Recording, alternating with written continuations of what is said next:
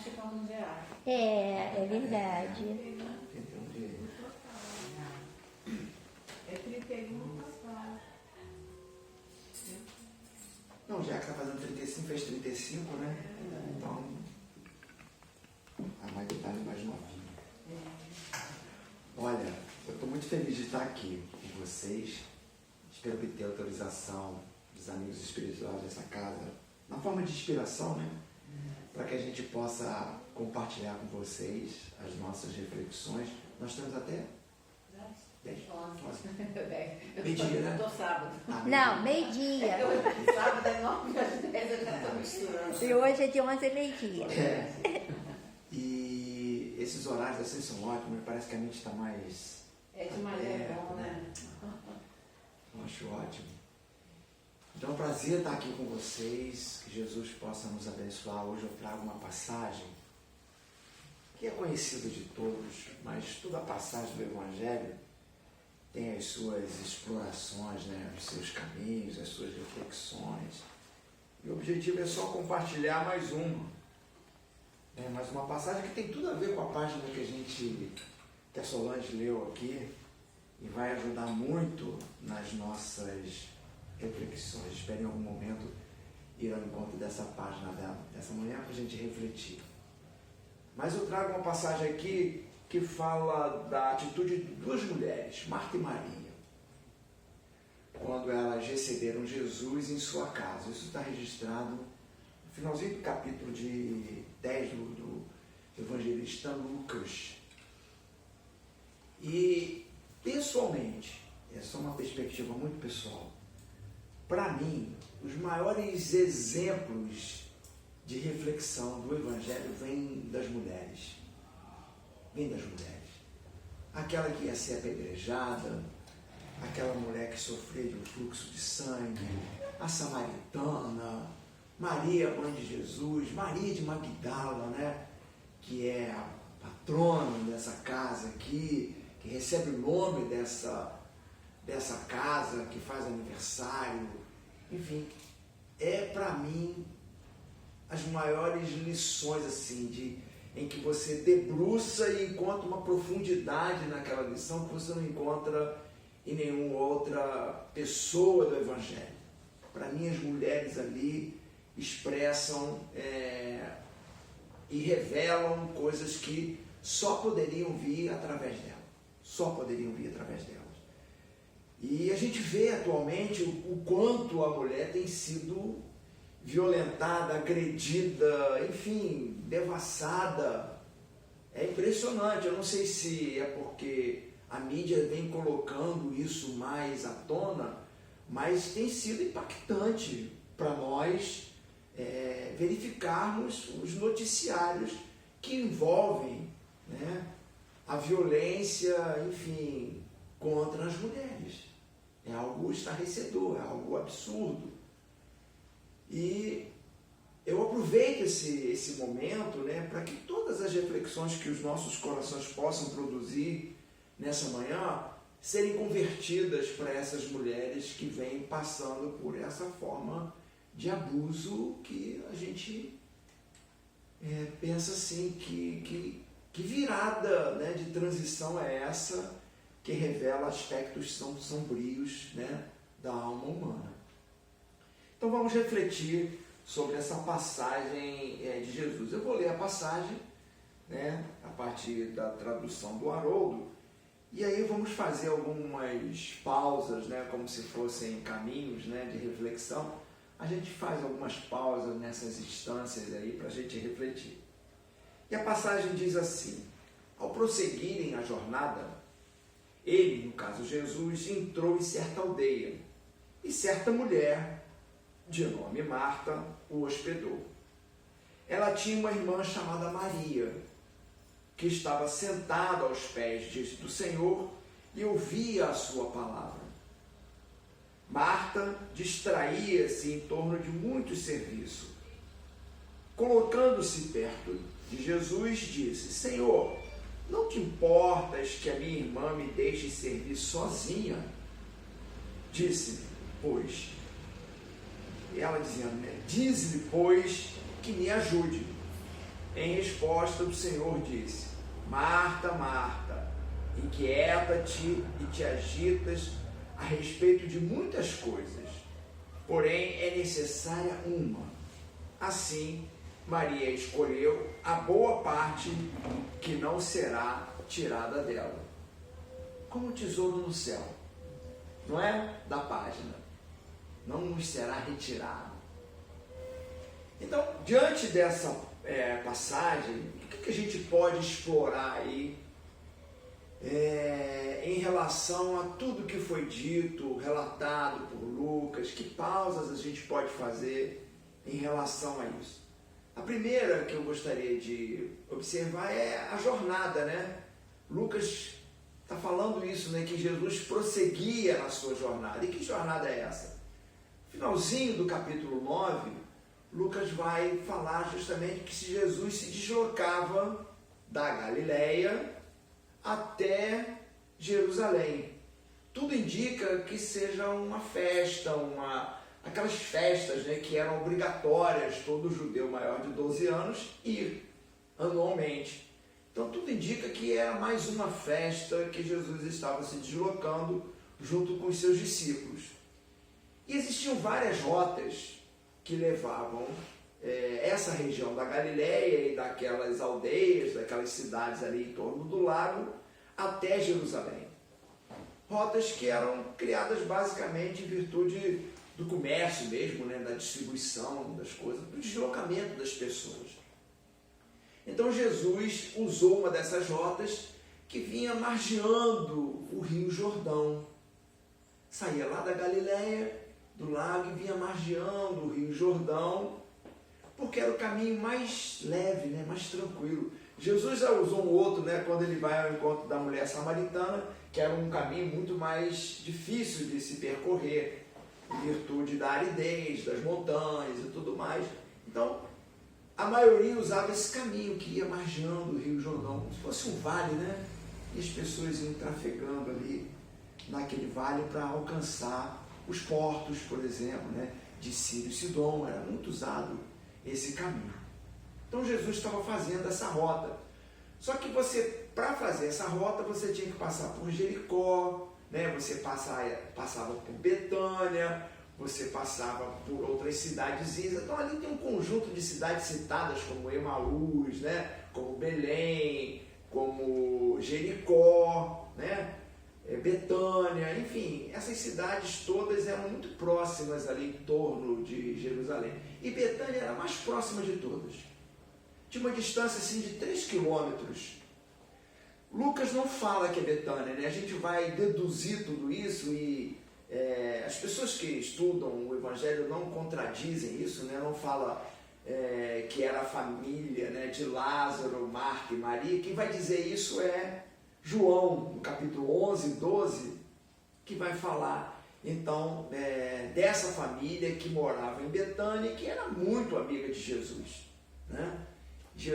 João chega a dizer que Jesus amava, né, esses três, Lázaro, Marta e Maria. Ele amava essa família. Então Jesus passava por esse caminho, já vamos dizer assim, ultrapassando o território da Samaria e chegando em Jerusalém. Necessariamente ele tinha que passar por Jericó, Betânia, né? Para poder chegar a Jerusalém. Betânia era a cidade mais próxima, 3 quilômetros. Daqui até um pouco mais para o Largo da Batalha, né? Acho que da entrada lá até aqui tem 2 quilômetros, né? Ali do Jardim Umbá até aqui tem 2 quilômetros, então é um pouquinho mais, né? Então algo que você percorria tranquilamente, né, de Jerusalém a Betânia. E Jesus então faz uma pausa antes de alcançar Jerusalém, faz uma pausa ali em Betânia e busca hospedagem, como diz o relato de Lucas, na casa de Marta e Maria. Então é uma jornada que todos nós podemos explorar sob o ponto de vista espiritual. Não essa de território, né? Porque isso dificulta muito o entendimento, mas a gente pode explorar todo esse conteúdo sob o ponto de vista espiritual. Todos nós empreendemos jornadas dessa natureza, né? Jesus exemplifica mais uma jornada, E nessa jornada a gente ultrapassa territórios, né? A gente sai às vezes de um território que seria assim a nossa grande família, o nosso lar, a nossa maior referência, como Jesus fez ali, deixando aquela região. Nazaré, a cidade dele, era muito próxima também dessa região. Então ele larga essa região e empreende uma jornada como muitas das vezes nós fazemos, né?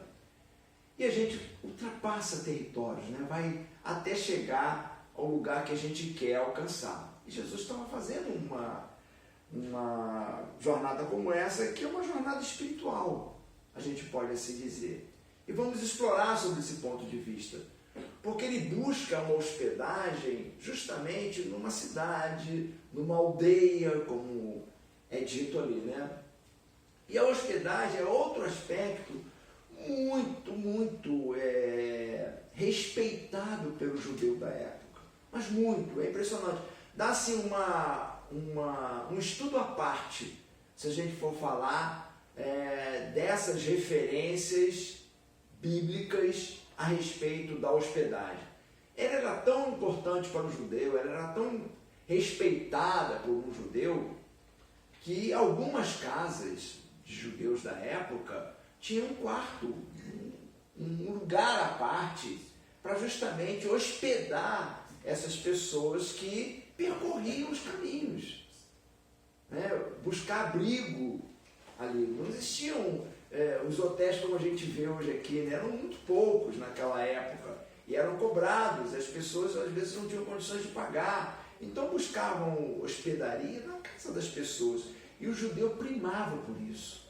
É impressionante, é muito lindo isso, né? Paulo de Tarso, nas suas cartas, também reafirma essa necessidade de se hospedar. Enfim, então tem muitas referências a respeito da hospedagem.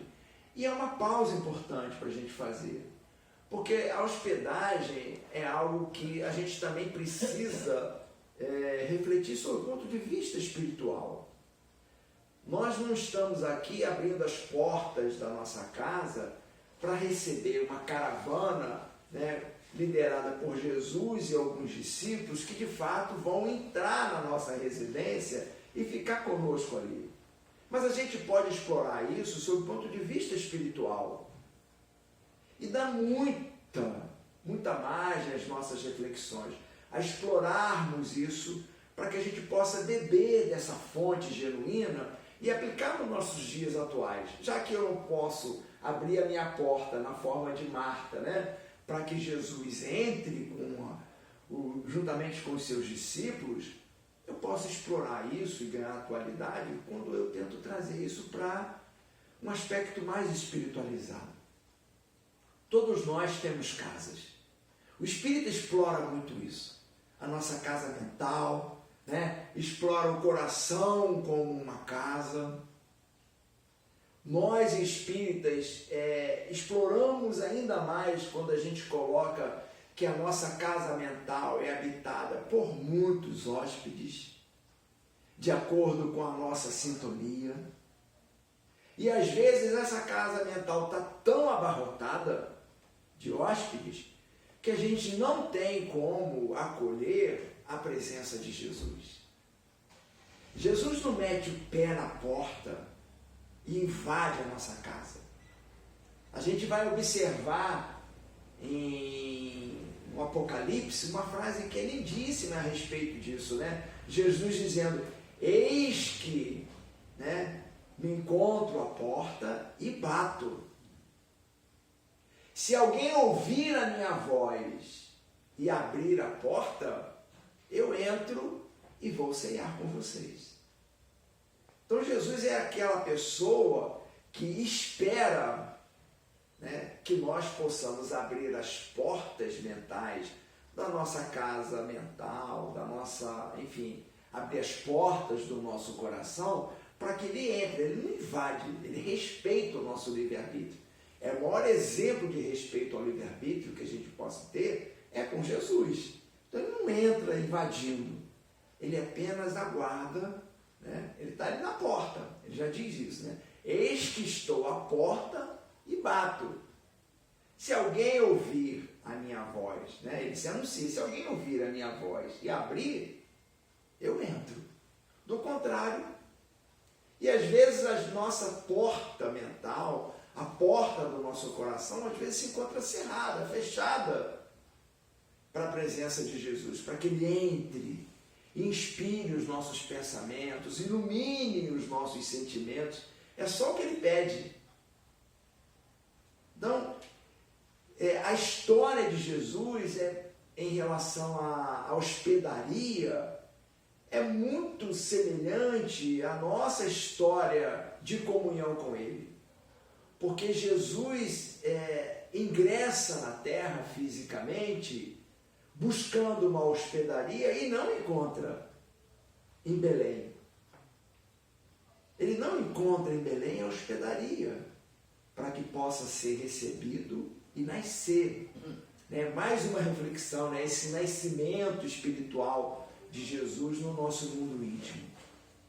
Mas a gente pode ser a manjedoura para acolher o Mestre.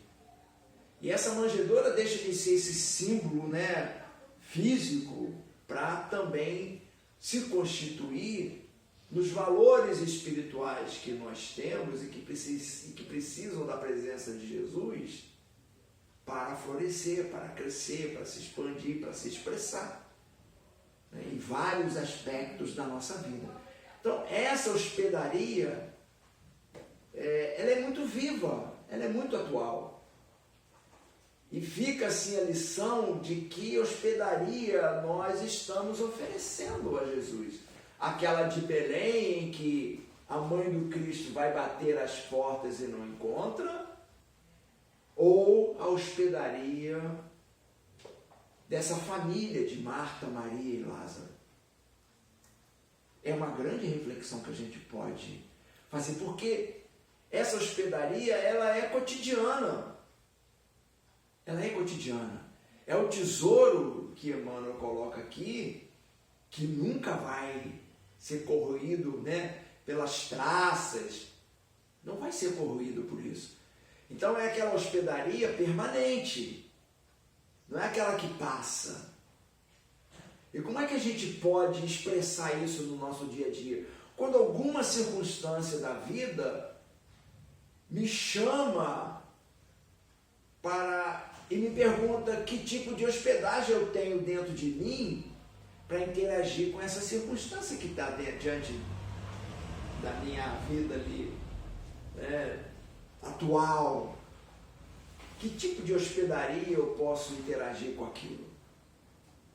Se eu tiver a presença do Cristo, de alguma forma eu vou expressar os valores cristãos naquele momento. Se eu relativizar o Cristo e deixar que aqueles outros hospedeiros, que via de regra ficam à espreita de uma oportunidade para se manifestar, essa via é a que eles vão usar. Então, dependendo dessa minha hospedaria, desse meu conteúdo íntimo, eu vou expressar na vida. Então, a hospedaria é algo que está ali, ó. É Belém ou é Betânia? É Belém ou é Betânia? E essas duas coisas, às vezes, acontecem simultaneamente, diariamente, como os exemplos de Marta e Maria, que precisam ser deixado de lado assim, sobre a presença física dessas duas mulheres e trazer o exemplo dessas duas mulheres como perspectivas na nossa vida, que estão às vezes diariamente ali, ó, com a gente, Marta e Maria, Marta e Maria, Marta e Maria. Pode estar acontecendo agora, aqui. A gente está oferecendo a oportunidade através desta casa, de refletirmos os exemplos do Cristo.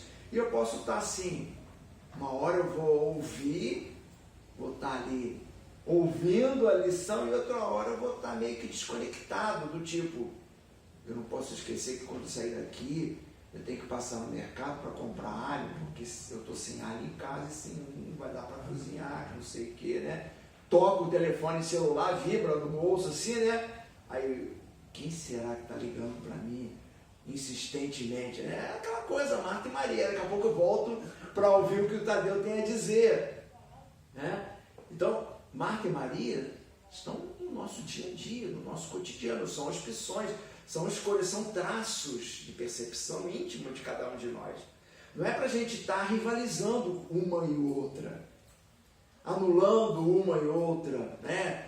Fazendo parte do time de uma e de outra, dizendo que uma está certa e a outra está errada. Não é isso. É avaliar o exemplo e o conteúdo dessas duas mulheres porque elas estão presentes em nós. E o que essas duas mulheres têm a nos ensinar? Jesus não combate a atitude de Maria, de Marta. Ele orienta, ele não combate. Então essa hospedagem é algo importantíssimo para as nossas reflexões, porque se eu deixar isso passar, ou seja, se Jesus estiver à porta da minha alma, batendo, e eu não abrir, eu estou perdendo a oportunidade. Essa oportunidade às vezes está ali, diante de mim, e eu posso deixá-la passar. Então, eu fico imaginando como é que não deve ter sido a cena, né, de Jesus chegando lá à porta da casa de Marta, né, e chamando, e se anunciando, né, e batendo, como a gente fazia, né, e daí ainda faz, né, batendo, né, na porta, se anunciando e aguardando a atitude de Marta. É interessante porque o relato de Lucas não fala sobre Lázaro, porque possivelmente se ele estivesse ali presente, e a gente não sabe porquê, né, a gente imagina que Lázaro não estivesse presente por conta da ausência da citação, mas possivelmente seria Lázaro que o receberia, mas a presença da Marta, né, é que recepciona Jesus, essa presença feminina que recepciona Jesus. E aí a gente tem dois caminhos a partir daí. Depois de Jesus percorrer, né, e não encontrar hospedagem na Samaria, diga-se de passagem, porque Lucas vai relatar isso, quando Jesus passa pela Samaria, né, ele manda à frente João para buscar hospedagem, e João volta revoltado, né, pedindo até Jesus, olha, eles não te ofereceram nada, quer que venha fogo do céu para matar eles, né? Então, é negada a hospedagem de Jesus na Samaria, mas ele é recebido na Betânia por Marta. E a partir daí, quando ele é recebido, nós temos duas vertentes de análise, de reflexões, né? Uma é de Maria, que é a primeira relatada por Lucas, né? Então, quando Jesus entra com a sua caravana de discípulos,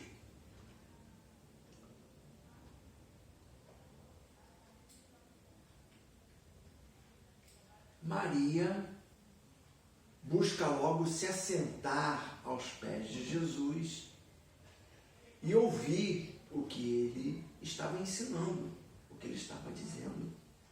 Enquanto isso, Marta, vejam o detalhe do relato, né? Enquanto isso, Marta distraía-se em torno de muitos serviços. Então tem um distraía-se aí, que é muito importante. Jesus não está combatendo o trabalho, né? O exemplo de Marta é um exemplo muito vivo. Mas às vezes o distraía-se, como Emmanuel na página, né? Até chama a atenção de nós quando às vezes invejamos um sucesso de alguém por conta do trabalho daquela pessoa. Mas às vezes o distrair-se em torno de muitos serviços é o que nos chama a atenção. Até que ponto nós não estamos escorregando, no ditado popular, nessa casca de banana. Eu tenho um parente médico, trabalhava demais, agora está apresentando uma série de problemas de saúde, e aí ele sacou que ele precisa rever a rotina de trabalho dele. Ele precisa rever o patrimônio que ele construiu e o quanto ele precisa de trabalho para manter esse patrimônio. Então ele já começa a falar assim de uma vida mais minimalista. Mas precisou a saúde, né, fraquejar para que ele possa atentar para esse aspecto. E muitas das vezes é isso que acontece com a gente. Quantas e quantas vezes eu já não ouvi as pessoas dizerem assim: Tadeu, o trabalho aqui é tão legal, né? Tão bacana, eu gostaria de ter tempo para me dedicar, mas eu trabalho tanto. Então a pessoa às vezes está de fato distraída nesse fluxo, que é o fluxo muitas das vezes valorizado. É o fluxo valorizado pela mídia, pelos padrões da sociedade. Que bom é aquela pessoa, né? Vitoriosa é aquela pessoa que consegue construir um patrimônio belíssimo e tudo mais. Esses tesouros que vão passar. Emmanuel deixa muito claro isso aqui na lição. Para a gente tomar cuidado em relação a isso. Então, para com o trabalho é a mesma coisa. A gente sabe que a dedicação nossa em muitos aspectos de trabalho da vida social são fundamentais. Mas é importante a gente não escorregar nessa casca de banana, né? E se encontrar nessa condição aqui de distraídos. Porque a passagem termina sem explicação de Jesus, né? Do tipo, que coisa essa é necessária, mas ele vai dizer, uma coisa é necessária, mas ele não diz o que é. Essa uma coisa é a opção individual de cada um de nós. E vai chamar a atenção que Maria ficou com a melhor parte. Melhor parte. Nos dando a entender que existem outras partes. Então a gente sabe da importância, do valor do trabalho. Kardec aborda isso muito bem numa das leis morais. Ele vai dissecar isso para a gente em detalhes. A importância do trabalho, que é uma parte, mas existe a outra parte, que é a boa parte. Então é importante a gente saber conjugar essas coisas. Veja que ele não condena a atitude de Marta, o que é muito natural. O que é muito natural. A gente ser recebido por pessoas e tudo mais, né? Na nossa casa. É muito natural isso. Imagina, a Solange vai chegar lá em casa com a trupezinha dela, eu vou ficar me ouvindo lá, vendo uma coisinha, outra, né? Isso é natural da gente. Veja que Jesus não condena isso, mas ele condena o que é a agitação. A agitação. Enquanto uma estava serena, quedada, sentada aos pés de Jesus, a outra agitada. Então são comportamentos que a gente precisa, sob o ponto de vista espiritual, refletir. Como é que eu estou nesse momento? Senhor, né? Como é que eu estou nesse momento? Permita que eu possa me aproximar mais de uma, dependendo do momento, do que de outra. E é poder carregar essas duas mulheres no nosso cotidiano. Então, estar sentado aos pés de Jesus é aquele momento de comunhão com Cristo. É aquele momento de não abrir mão da companhia do Cristo na nossa vida. É aquele momento de estar ouvindo as lições de Jesus. E tudo isso pode ser muito bem conjugado com as atividades, com os trabalhos, com os nossos afazeres.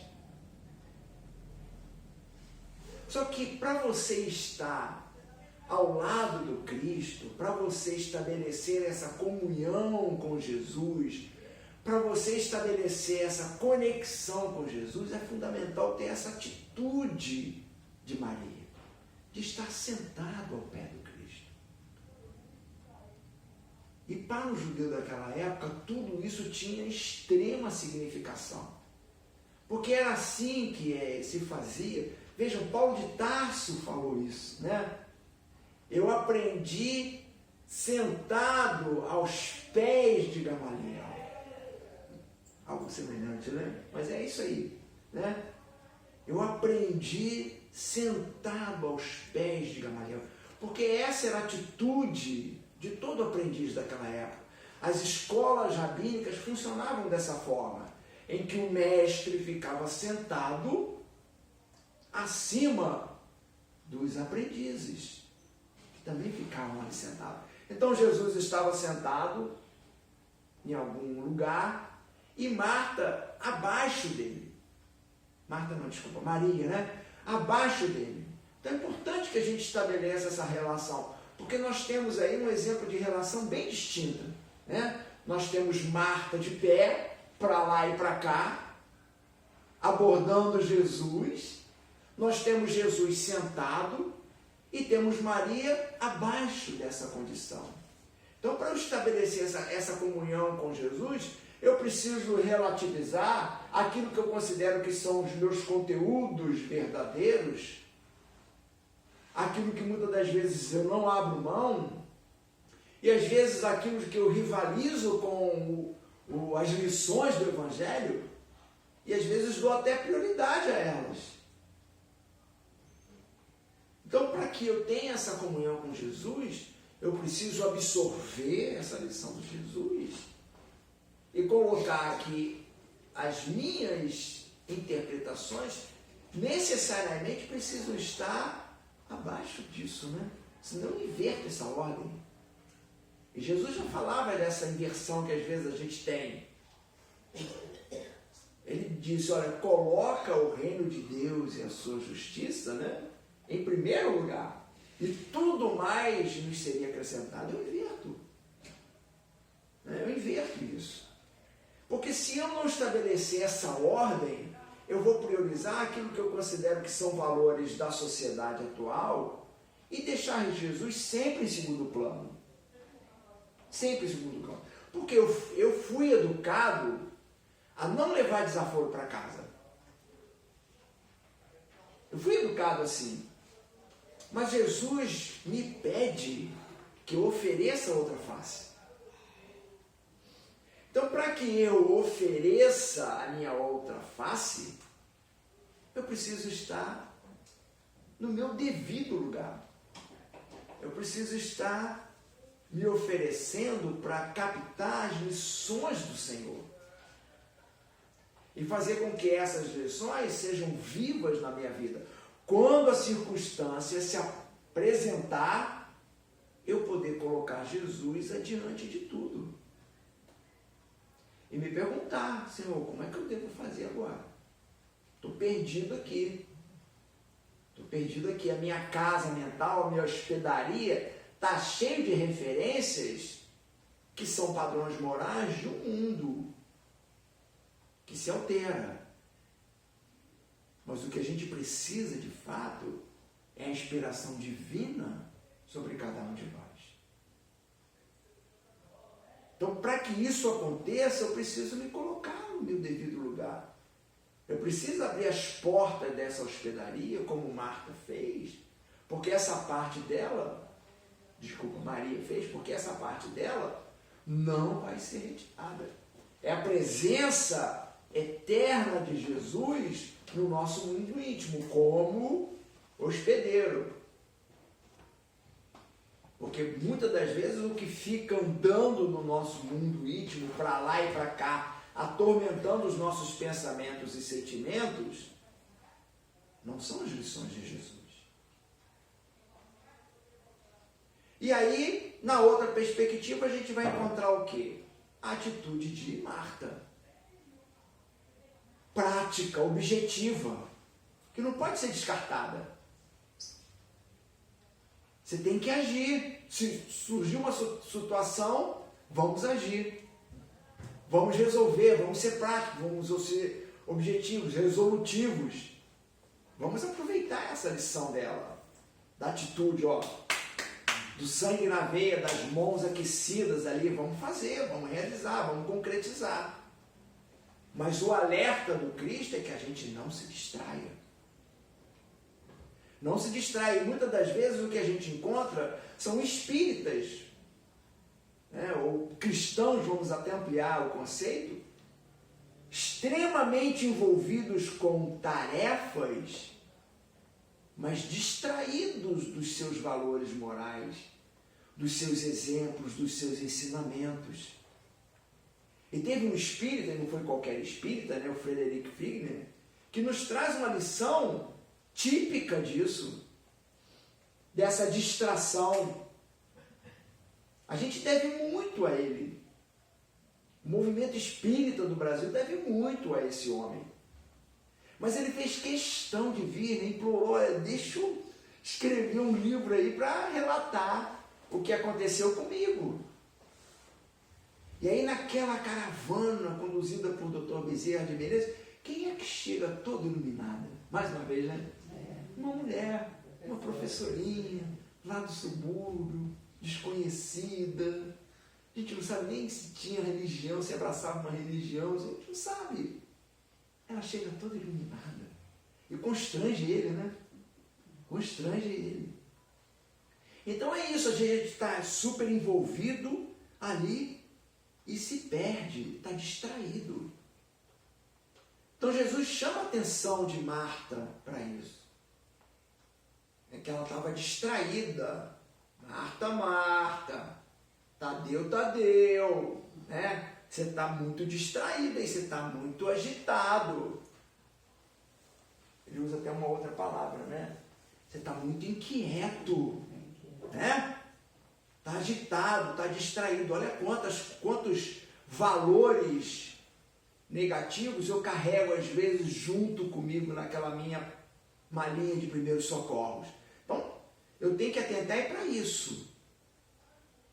E quando eu me perco nisso, quando eu me deixo consumir pela distração, pela agitação, pela inquietação, eu tenho a típica atitude da Marta.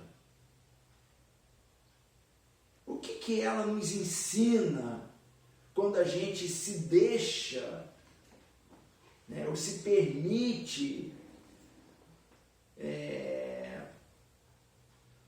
ser possuído, digamos assim, por essas condições, né, que se tornam às vezes inconscientemente mais expressivas na nossa vida? Primeira coisa que eu acho interessantíssima é observar o trabalho do outro, que foi o que Marta fez, né? A atitude do outro. E às vezes a gente percebe isso, esse nível de distração, na nossa própria casa espírita, nos afazeres que a gente tem dentro dessa aldeia de Betânia que está aqui, dentro dessa casa de Marta, que representa a Maria de Magdala. Quando eu me vejo distraído, eu começo a... E é interessante, porque a gente não fala com a pessoa, né? Eu chego lá, Solange, é o seguinte, aconteceu isso assim, assim, assim, assim, fulano ou fulana, né? Vai lá e fala com ela, vai lá e corrige ela. Eu começo a perder o foco daquilo que eu preciso cumprir e começo a observar, né, as coisas laterais que acontecem e às vezes começo a emitir críticas e opiniões e aí o que acontece? Eu estou distraído. Então Marta poderia ter uma atitude de foco naquilo que ela estava fazendo, já que aquela foi a escolha dela, né? E se envolver com aquilo. Quando eu começo a me distrair, eu começo a... Por que minha irmã está ali parada, podendo me ajudar e não faz? Eu começo a fazer assim. É típico. É uma sinalização típica, né, de distração. Eu me perco. E às vezes eu me perco tanto nisso, e eu começo a inverter valores, né? Que se Jesus disse que ele não veio para ser servido, e sim para servir, o que eu posso falar, né? E às vezes, no ambiente de atividade religiosa, eu entendo que eu preciso ser servido. Eu preciso ser servido. Eu preciso ser atendido nas minhas necessidades para desempenhar o meu papel. E aí eu começo a, quando não ser atendido, principalmente às vezes quando eu tenho um cargo de coordenador, de não sei o quê, de diretor, né? Eu começo a me distrair. Porque eu acho que aquela pessoa e o serviço que ela está fazendo precisa me atender. São típicos de distração. E foi o que aconteceu com Marta. Jesus chama a atenção dela, olha, você está distraído com muitas coisas. Você está agitada, inquieta. São padrões que eu preciso me perceber. Eu preciso estar equilibrado. E o equilíbrio disso está no exemplo de Marta. O equilíbrio disso está no exemplo de Marta. Quando a gente vai lá e percebe a serenidade, a tranquilidade. Então, o trabalho está acontecendo, às vezes em ritmo frenético, mas eu não perdi a minha serenidade, a minha tranquilidade interior. Eu não estou inquieto, eu não estou nervoso, eu não estou reclamando. Eu estou ali desenvolvendo o meu papel na medida das minhas condições, entendendo que tudo aquilo que eu estou fazendo, em primeiro lugar, são para exemplos vivos na minha vida e, em segundo lugar, oferecendo alguma coisa de útil para que Jesus interceda em favor de alguém. Só isso, e não mais que isso. Então, o exemplo de Marta é muito importante para que a gente não se perca nessas distrações, nessas inquietações. Se eu perceber que eu estou nesse padrão, eu preciso parar e rever-me. Não sair apontando, né? Rever-me nessa condição. Parar e perguntar, Tadeu,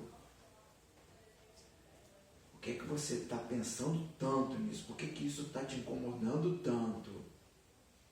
O que dentro de você não está te harmonizando e você está se distraindo? Porque isso é diário, isso é diário. O padrão e o exemplo dessas mulheres são diários, são assim, ó. Passam como um flash na nossa vida. Em diversas situações que a gente se encontra. Eu estou sendo Marta, eu estou sendo Maria. Eu estou conseguindo conjugar essas duas ou uma está prevalecendo em relação à outra? Porque também a atitude só de contemplação de Maria não é positiva.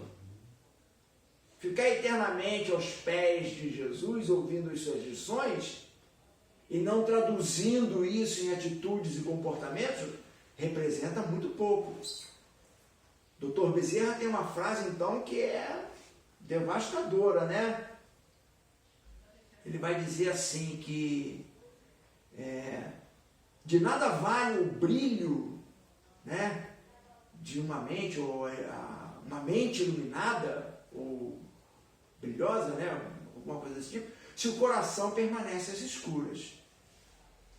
Então, de nada vale você guardar todas essas lições, ter essas referências todas na ponta da língua e conhecer muito o Evangelho de Jesus, se você não traduzir isso em atitudes e comportamentos na sua vida.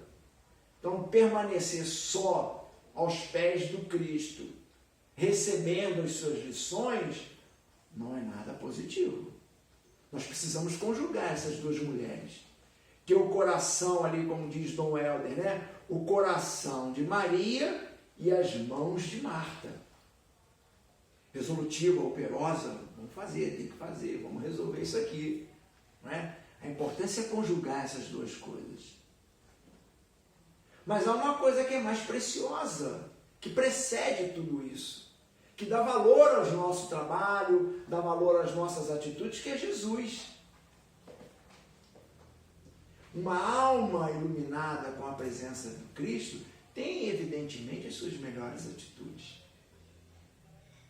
Uma alma sem a presença dos valores cristãos, muitas das vezes se perde nas suas atitudes. Então, o importante é conjugar isso. Está ali, ó.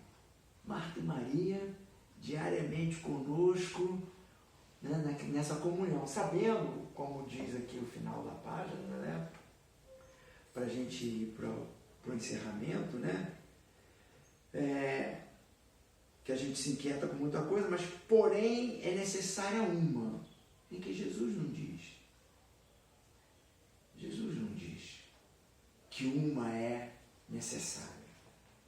A gente precisa no encontro dessa uma que seja necessária, que é individual, é pessoal, intransferível, mas é uma e é sua.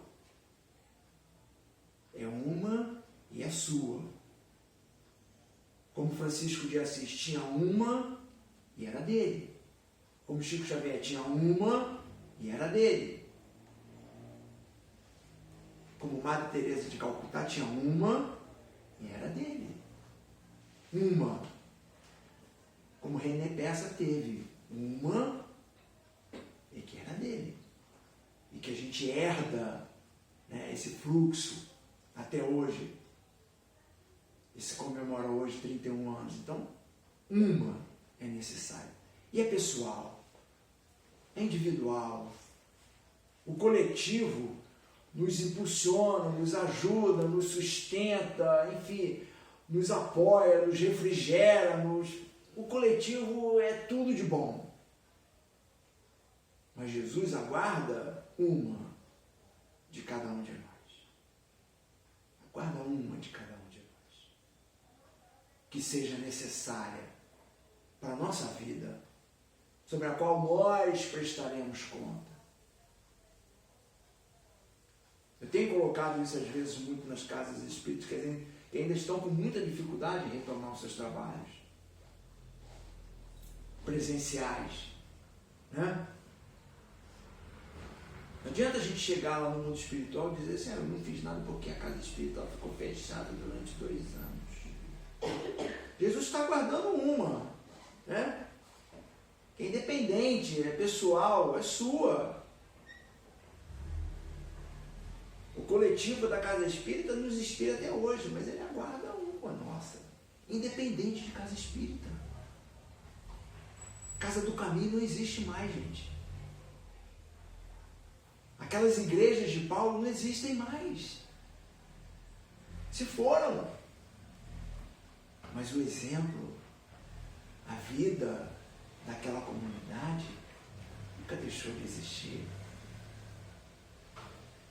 Nunca deixou de existir. Quem trabalhou na Casa do Caminho com o coração à frente de tudo, nunca perdeu aquilo. Então está dizendo, olha, uma é necessária. E essa uma, que é a boa parte, Maria escolheu. Então essa uma não é qualquer uma. É a boa parte. É a boa parte. E a boa parte necessariamente vai precisar da presença de Jesus. Essa boa parte necessariamente vai precisar da comunhão plena com Jesus. Onde quer que eu me encontre, fazendo sabe-se lá o quê, mas eu não vou abrir mão mais de Jesus. Ele vai inspirar meus passos. Ele vai estar comigo. Todas as coisas, todos os frutos, todos os resultados, eu vou entender que o crédito é dele e não meu. Essa é a boa parte. A boa parte de Francisco de Assis não tem nada a ver com a boa parte de Chico Xavier. Não tem nada a ver. São trabalhos completamente diferentes, como não tem nada a ver com a de Madre Teresa de Calcutá ou qualquer outro exemplo verdadeiro de cristão que a gente possa escolher. Mas todos eles optaram por uma parte, e essa uma parte é a boa parte da nossa vida. Esse é o convite. Está conjugando Marta e Maria no cotidiano da nossa vida, mas que a gente não se distraia nas nossas atividades, percebendo que nessas atividades eu vou estar tendo sempre a boa parte quando o exemplo de Maria estiver vivo dentro de mim. Essa hospedaria de Maria que não pode ser perdida, né? Jesus está ali pedindo, olha, deixa eu ficar aqui nesse coraçãozinho, deixa eu permanecer nessa casa mental, não me expulse daqui, né? E às vezes a agitação do trabalho é aquilo que eu foco em tudo, né? Menos na presença, nessa hospedagem de Jesus no meu mundo íntimo. Então que a gente possa conjugar esses valores, né? De Marta e Maria no meu dia a dia, que quando eu parar em alguma circunstância, Tadeu, né? Inquieta-te e agita-te, né? Com muitas coisas, mas só uma é necessário. E que, assim como eu, todos nós possamos, nesses momentos de opção que a vida nos coloca, ficar sempre com a boa parte.